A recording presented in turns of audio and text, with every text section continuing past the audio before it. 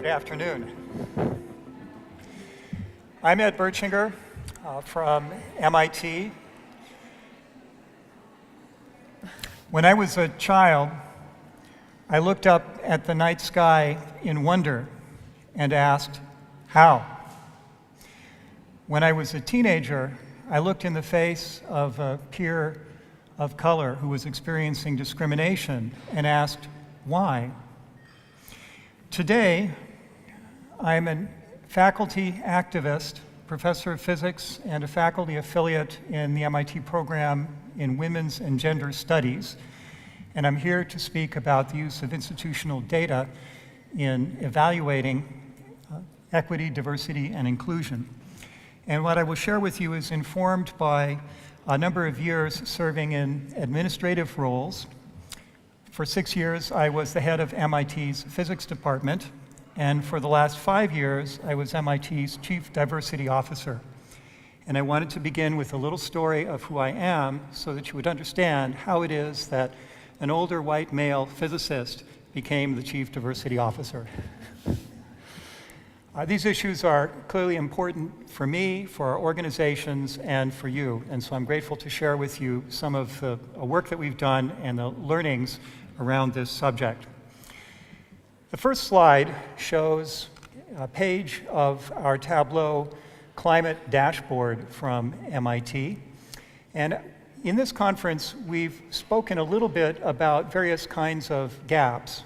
Even though we would rather not use a deficit-based approach, we must start out by acknowledging that there are gaps of experience, of opportunity, and so forth. And one of the concepts that I'm going to introduce in this talk is the climate gap. The gap in the institutional climate and culture experienced by people of different social identities. And unfortunately, that gap at MIT is widening, as this first slide shows, where the brown and orange colors represent groups of people at MIT, students and employees, whose experience has become worse over 4 years, and blue, dark blue, those whose experience has become better. All the examples that I'm going to show you today are publicly available data. You can easily Google, and I'll provide some pointers to this. First, let's start with definitions. Data are facts and statistics collected together. Why should we do this? Well, data are necessary for self-assessment of individuals or organizations. That's the argument that is usually made. I want to provide a second narrative that they're very important for motivating and guiding social activism. So think, for example, of the gender wage gap. 84 cents on the euro. That is the mean income of women in Europe compared with men. And we have a similar, even larger wage gap in the US and in many other countries. Think about the Black Lives Matter movement or the Me Too movement. They're motivated by kinds of data. And within our institutions, we tend to think about all the planning processes that we want to undertake to motivate change, but in actuality, much of what we do is motivated by response, by grassroots pressure, sometimes by student protest. And so I think it's very helpful to think from the top of our organizations about how we can work with those activist movements within our institutions to help motivate change. Very importantly, data are not just numbers. I speak to you as a physicist who is very comfortable with numerology, but it's quite important to recognize that the individual stories and narratives are at least as important, indeed I would argue much more important in this space. And so we have to find ways of making those visible in our change processes. And so I'll be describing in this talk 3 kinds of data: quantitative, qualitative, and descriptive. In each of those categories, there are a set of examples, which I will show. As you might expect, in the quantitative data, we'll look at demography, compositions of our organizations, and particularly how that depends on place in the organization and time. We will look at recruitment, retention, and advancement. And often that is through the lens of students, but we should also be looking in all of our employee categories in those things. The resources that are available to different groups, and data, numeric data, that as well can come from surveys, climate surveys, for example. For the qualitative kinds of data, we have the stories and narratives of people identified by social groups, and we may have other forms of qualitative data through record-keeping processes like bias response reporting or Title IX in the US. Most of my examples will be from the US, but with a nod certainly to the good work that Canada is doing in these spaces as well. And then descriptive data are also extremely important, as anybody with a managerial or administrative experience knows. What are your policies and procedures in your organization, and how are you communicating them? Those say something about the institutional culture and climate, and they are the levers that management and leadership have for affecting our organizational culture and climate. So, to begin with the quantitative forms of data, I put up a standard demographic wheel showing various social identities. You may have your own categorization of them, but this set is pretty commonly used in the US. And then the representation of different groups according to demography.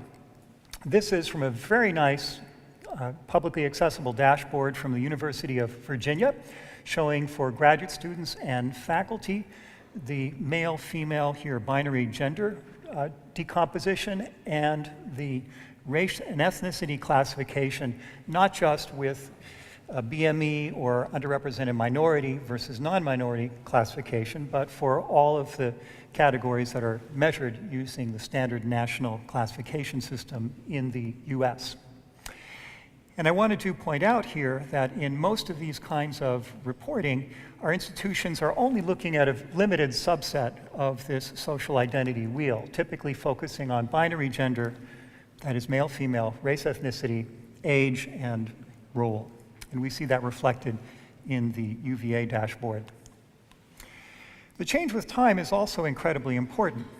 We want to know the efficacy of our interventions. We want to know, are things getting better or worse with time? How do they reflect national trends and so forth? We want to be able to assess our programs. That requires looking at change with time. Here again from the University of Virginia is the time change over almost 10 years of the graduate student populations, male and female, in the two colors here, and then again with the different ethnic classifications, here for African American graduate students in arts and sciences, and there for Asian American. And you can go to this wonderful diversity dashboard at the University of Virginia and see such a breakdown for the various colleges at UVA. Really a wonderful, wonderful tool. The University of California looks at outcomes, and it recognizes that a key factor in student outcomes is whether the student enters the UC system directly from high school with all of the socioeconomic advantages that typically entails, or whether they enter as a transfer student, typically from a two-year community college. And it happens that in California, a growing percentage of students in the UC system are transfer students. Now I believe it's more than a third. So this is really important to see how the success in graduating students through the two different routes of entering the UC system are changing with time. And here we have time change over a 15-year period for transfer students and for students entering directly, for all freshmen, and for underrepresented minority. What about for graduate study, for doctoral programs? Well, recently, less than a year ago, a group was formed called the Coalition for Next Generation Life Science. This is a consortium of 10 institutions in the US that have graduate and postdoctoral programs in the life sciences. Their presidents wrote an article in Science magazine last December and committed to transparent presentation of data on the composition and the success of their graduate students and their postdocs. MIT is one of these members and has been doing some work along these lines for some period of time. So MIT actually went one step further than the coalition recommendations and publishes doctoral progression to doctorate degree, PhD, this is called a cohort analysis, and these are doctoral completion curves for individual departments and schools at MIT.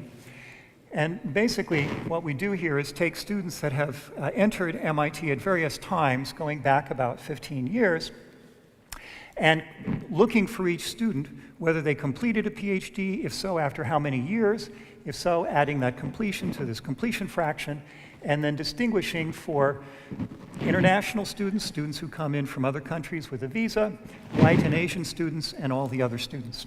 And here I show it for MIT as a whole and for physics.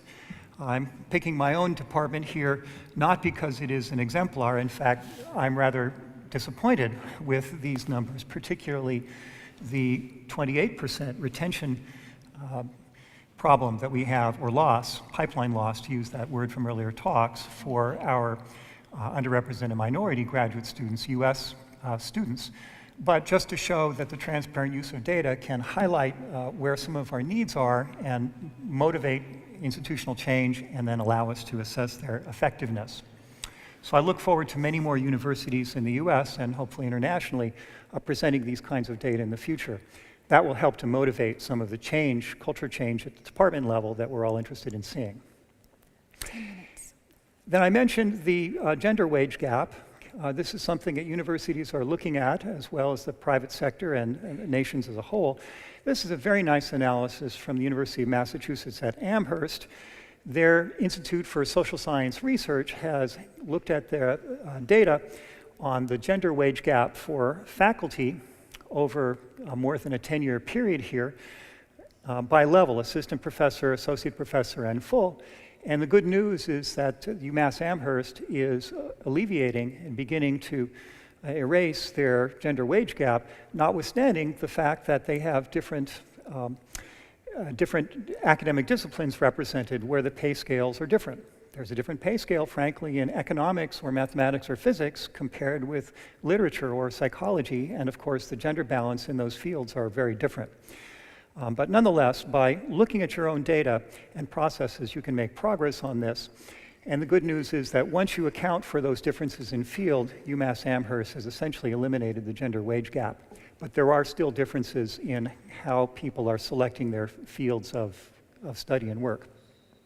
Turning now back to the climate issues, this is another representation of the MIT Climate Dashboard, where we're looking not at the change with time, but rather just the climate as measured at a single time. This is 2016, 2017.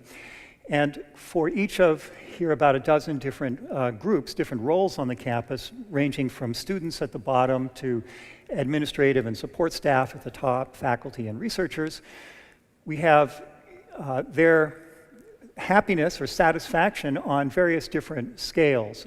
Satisfied, supportive, fair, whether they feel treated fairly, taken seriously, presence or absence of bias, stress levels and relaxation, presence or absence of bigotry, well-being, and so on. And you can see that there are some, at least by this visual representation, some pretty striking differences that different groups experience. For example, under the fairness, administrative support and service staff don't feel that the processes in their organization are quite as fair as, let's say, faculty do or students do. And similarly with respect to other groups.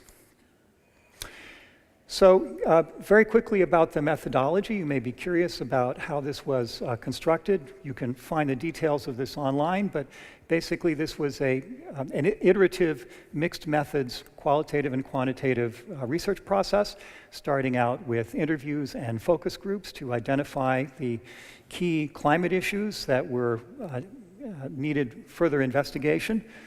Those included unconscious bias, micro-inequities and microaggressions, discrimination or harassment based on social identity, abrasive conduct or bullying, sexual harassment, and excessive stress.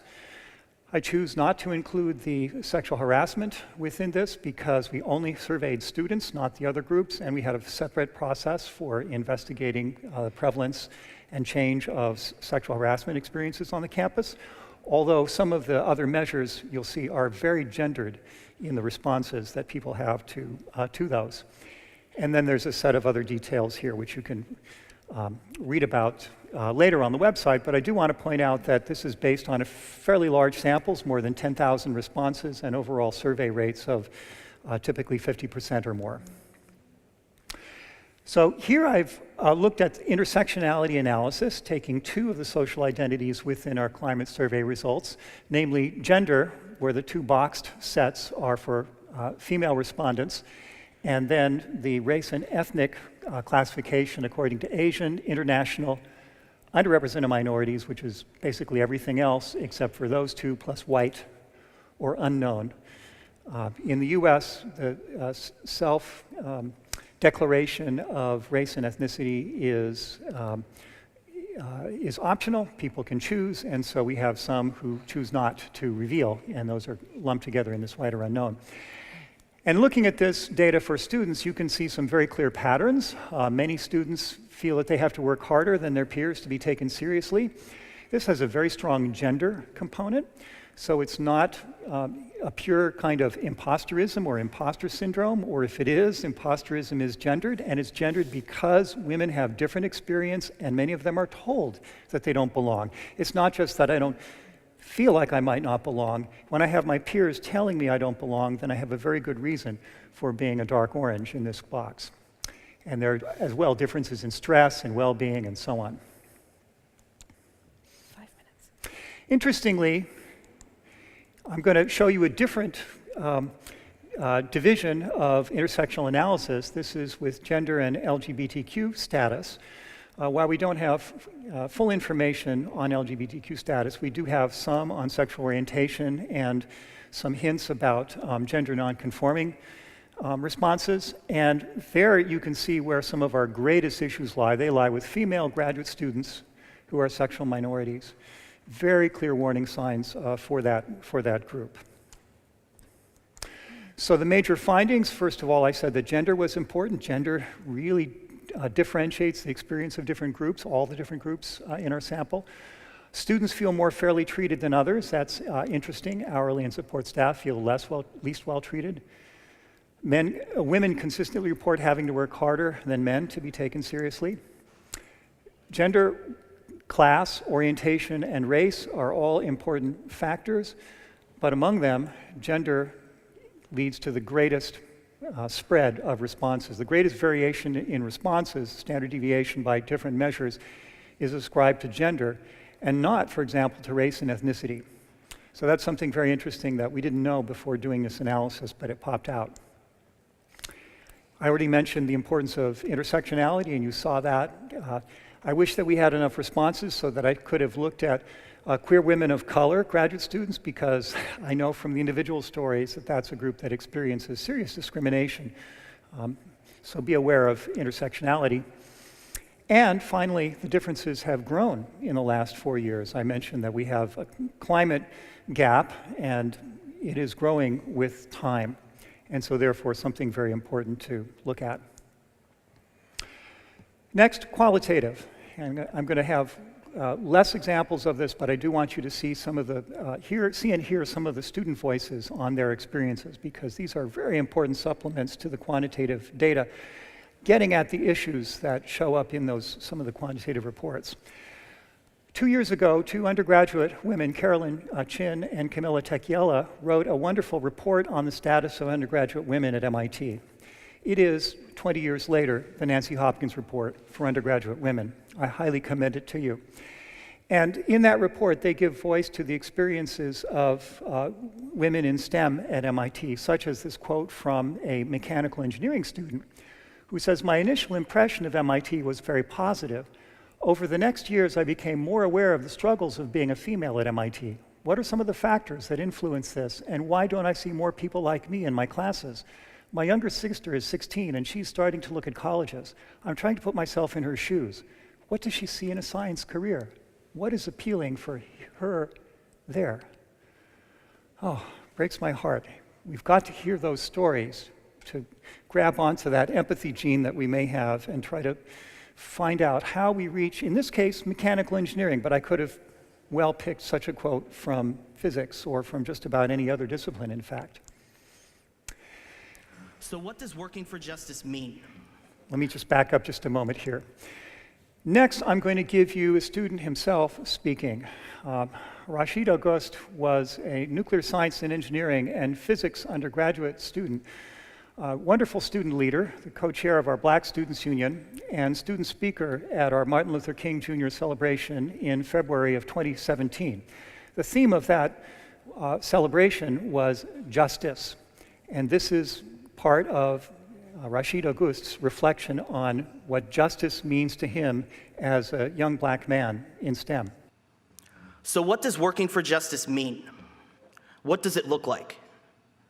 The answer, as any engineer knows, involves a process. The process has 3 steps, the first of which is feeling powerless. Somewhere in the world, there is an injustice, and it troubles you. Depending on who you are, injustice can be different.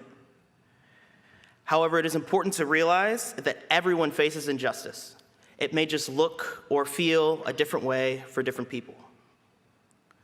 Now, if you're me, you might get asked to produce an MIT ID to board a tech shuttle at Kendall Square, not even a 5-minute walk from here. You can wear your MIT hat on your head, an MIT sweatshirt on your chest, your Men's at Manu crest on your torso, but the color of your skin is clearly the obstacle, as folks without colored skin, regardless of dress, will be waved right on, no problem. Now, it could be raining in Kendall Square. Class could start in 5 minutes across campus. And so I'd still use my brass rat hand to fish out and flash my MIT ID, and feel the weight of racism penetrating through my MIT meritocracy. Swallow my spit, take my seat, and keep it moving. And right then, I can't help but reflect on injustice. Does it affect just me? Just people different like me? The people told again and again you deserve equal treatment, but being denied the equality promised them? As I said, this experience of feeling powerless is not unique to me. And that is a young man with a great deal of power rhetorically and by his education, and somebody who I hope one day may be a candidate for President of the United States, and perhaps even more. Would recognize in his speech all of the artifacts and symbolism that define culture. And it was not all the evidence that he was an MIT student that behaved, but the color of his skin that ended up being the primary artifact against which his treatment was prescribed. Something to think about, even at MIT. Finally, descriptive analysis, policies and procedures and communications. And here I want to give kudos to 2 excellent examples. The first is Universities Canada.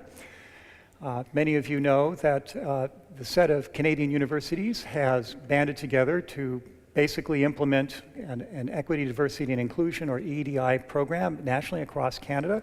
They have some very wonderful planning documents. And also a checklist that here the Vice Provost for Faculty at Carnegie Mellon has put together to guide faculty searches, a wonderful online document that you can find. So policies and procedures and value statements are quite important in communicating change and in developing an accountability regime. Another example is the idea of self-assessment rubrics. This excellent example from Brown University, the Office of Institutional Equity and Diversity, shows their self-assessment university-wide for how they're doing according to their strategic plan. So for example, under strengthened departmental level mentoring programs, the responsible unit is the Office of the Provost, as it should for department level plans. And the progress, they give an update here for November 2016 and February 2017 in their progress against that plan. And that's wonderful when they broadcast to their own community and in fact to the whole world their progress towards their plan.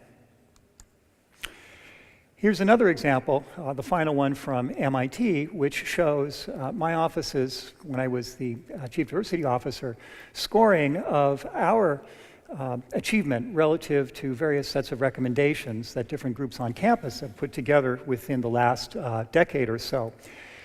We have reports coming out of our ears. Many of you are familiar with the 1999 Hopkins report. Well, in 2010, we had a report of the Initiative on Faculty, Race, and Diversity, and the reports have continued since then. Frankly, a lot of us are tired of writing reports. We want to see the recommendations of those reports fulfilled.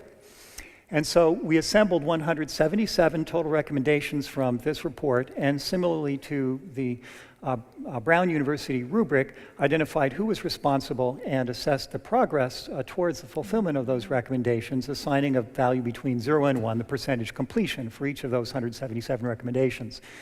And here you can see our list of 9 reports. There are detailed analyses for each of them. The bottom line is that we have a 39% average completion rate for those reports. I'm not happy about that. That is, at the very best, an incomplete grade. Somebody was saying early that they want to stretch out their grading rubrics so that 50% would be the median, and that way you get the maximal resolution. Well, I don't need resolution to know that this is not a satisfactory grade and that we have much more institutional work to do. But at least we're putting it out there and wanting to hold ourselves accountable. So in summary, what I've shared with you is that data for equity, diversity, and inclusion are not just numbers. Self-assessment rubrics and stories, those particularly of the marginalized, are very powerful tools for understanding the state of our organizations and institutions. Identifying causes, that's hard. Correlation is not causation, but the storytelling can help. But you must disaggregate your data and pay attention to multiple social identities because intersectionality is a very real signal in our data. In our climate data, looking at gender, class, sexual orientation, and race and ethnicity, this is kind of the order of importance of those within our data. Not to say that any of those are unimportant, it's just that the gender signal, to my surprise, pops out as being the largest among the others, which are more nearly equal one to the other. And then finally, as I hope to have shown you, there are many excellent tools and examples for this kind of analysis available. Please copy them and improve them. And thank you very much. Thank you very much. Thank you. Oh. Thank you very much. We have time for one question before we move on to our next one. Oh, we have two. Okay, maybe we can get. Maybe we could group the questions, okay, and sure. then is that okay? Should I ask you first one, and then go straight to that gentleman? Oh, third row. Hi. Thanks, first of all, for such an illuminating talk. Now, as somebody who is doing physics in the exact same profession that you are, in the exact same area, I have a few specific questions. Maybe also in the light of this Trumia talk that you might be aware of, I was just wondering whether MIT in particular has done studies on how female, or according to this this thing that you've written, gender more than class, more than sexual orientation, that scenario, whether females have less citations, because first of all, from the few studies that I've seen, they less self-cite. Other males less self-cite them, and they are also taught to less self-cite because of supervisor-student dynamics, which starts from their master's and PhD theses. And related to that, I was also wondering, again, in this particular scenario, about how women, especially, and then LGBT physicists from the LGBT community, drop out of projects to avoid microaggressions, since physics is such a society which drives itself forward using a lot of qualities such as aggression and outspokenness and promotion of self-work. So, and I was wondering, how do we take care of this power distance of people who can actually speak up for themselves in a more visible manner, rather than people who might give less verbal cues, but more non-verbal cues, and how can we actually show them in the data? Thank you. Thank you. Big question. Maybe one quick additional one, and I'll try to respond briefly. Thank you.